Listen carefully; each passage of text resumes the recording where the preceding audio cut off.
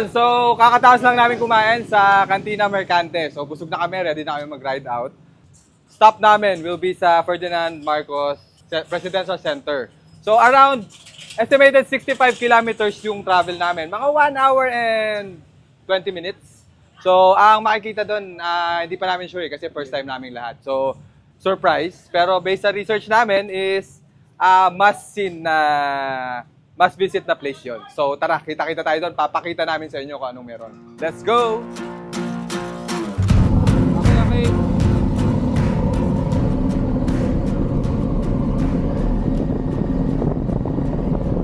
Ang galing nung aircon na binigay sa akin ni Ted, ang lamig.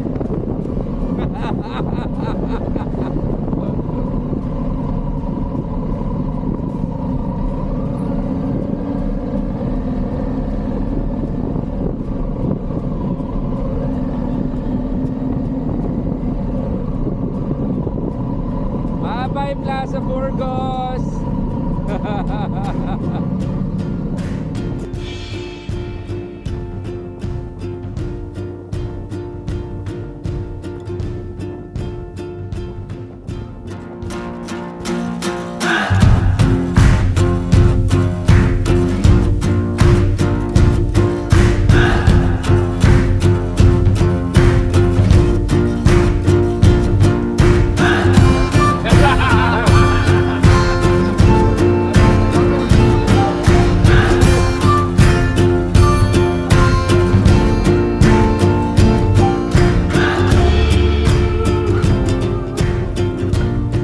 Good morning! Nandito kami ngayon sa Arco ng Ilocos Norte. This is about 430 to 450 kilometers from Manila. And ito ay nasa gitna ng Sinait, Ilocos Sur, and Bado, Ilocos Norte. So ito ay entry port going into Ilocos Norte.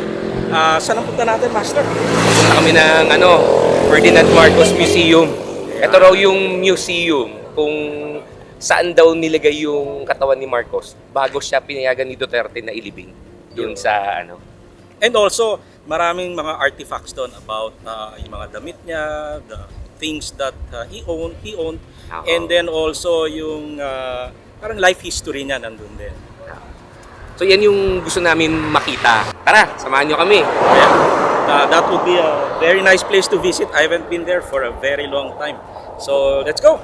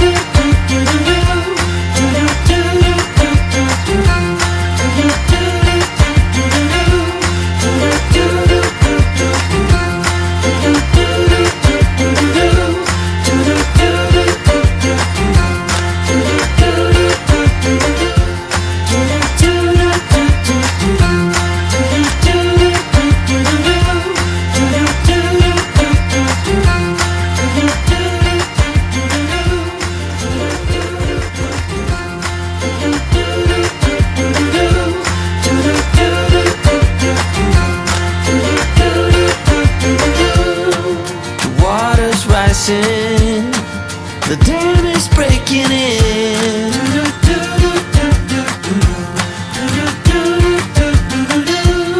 It was bound to happen, 'cause your heart is caving in. Ayos, nakaparada na tayo. So, papunta tayo sa Ferdinand Marcos na Presidential Center, no? So, nakita lang namin na isa to sa mga must visit dito sa Ilocos Norte. Alam naman natin si Ferdinand Marcos galing Ilocos Norte, no? So ayan, meron pa dito yung kung kailan pinanganak si Ferdinand Marcos, tapos ito siguro yung kanyang paniniwala sa paghawak ng bansa natin, no? So ito na. Andito yung Ferdinand Marcos Presidential Center. Tapos may nakaparadang jeep dyan na nung una akala ko dating jeep ni Marcos nung sumama siya sa gera. Ayan pala, itong jeep na to, galing lang palang Tacloban at pinadisplay lang dito. So, walang kinalaman kay Marcos yan. So, ngayon, papasok tayo sa loob, nandun lahat ng mga memorabilia ni Marcos. Although, pagdating daw namin sa loob, still shots lang, bawal tayo mag-video. So, ayan na, mga tropa natin, naghihintay na. So, dito pala, sa Presidential Center, may entrance fee na 50 pesos. Pero kung meron kayong, pag senior citizen kayo, 30 pesos na lang. Okay guys, tara!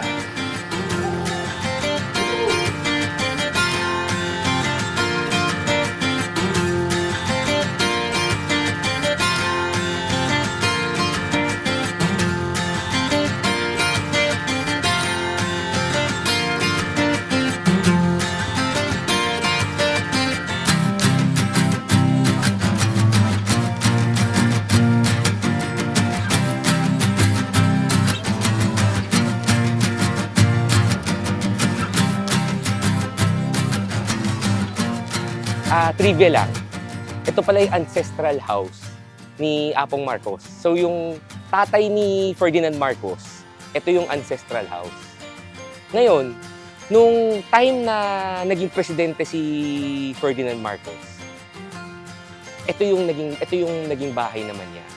Hanggang dito, hindi sila nagpapapasok ng mga tao kasi dito pala sa bahay na to. Hanggang ngayon, pinupuntahan pa yan ni Bongbong. Tapos dito pala lumaki si Bongbong.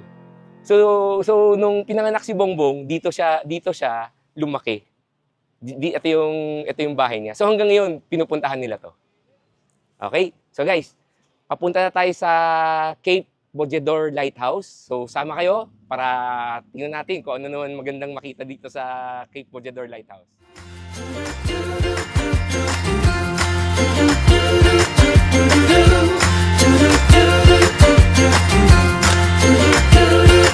So after nito, Tap lang saglit. so pag nag-ride out tayo, si Jacob ang magli-lead para ikaw yung magsasabi kung saan titigil para mag-picture. So on the way siya supposed to be, papunta On the doon way sa talaga siya. Cape Bojador Lighthouse. Okay? So pwede na ninyo ilagay Cape Bojador Lighthouse, pero sunod tayo kay Jacob. Kung saan siya titigil para mag-picture para sa Arco, tigil na tayo, makipicture na tayo. Okay. Para kasama tayo dun sa picture nila pag Sa submit nila Philippine sa Philippine. Jacob na yung Jacob na yung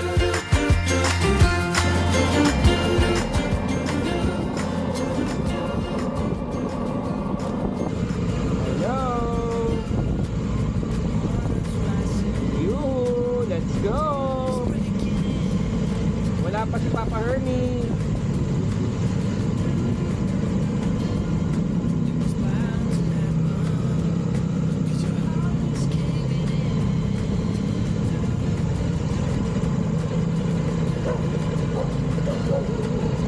So, Jacob, ikaw magli-lead, no?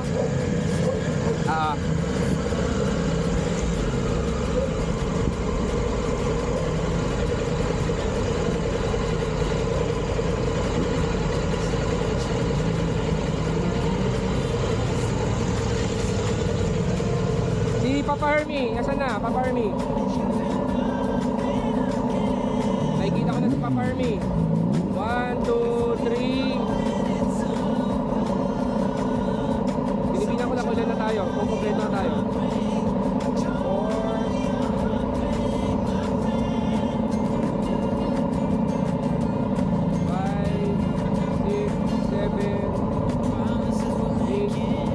10. Okay, let's go. Complete.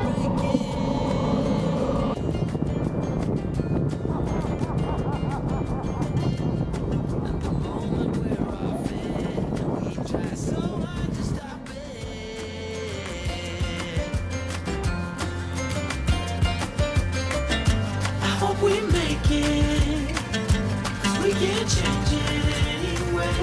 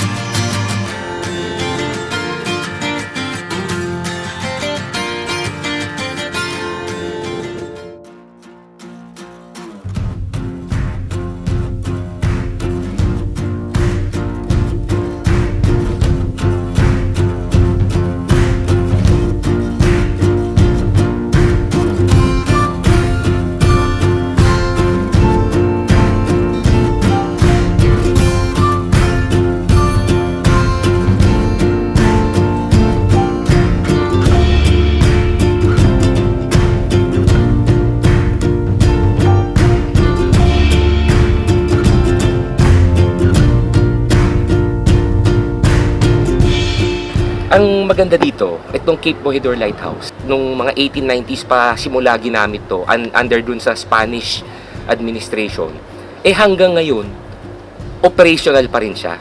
So ito yung, pag nakita niyo yung tong ilaw na to, alam niyo na sa northwest side na tayo ng Philippines. Okay?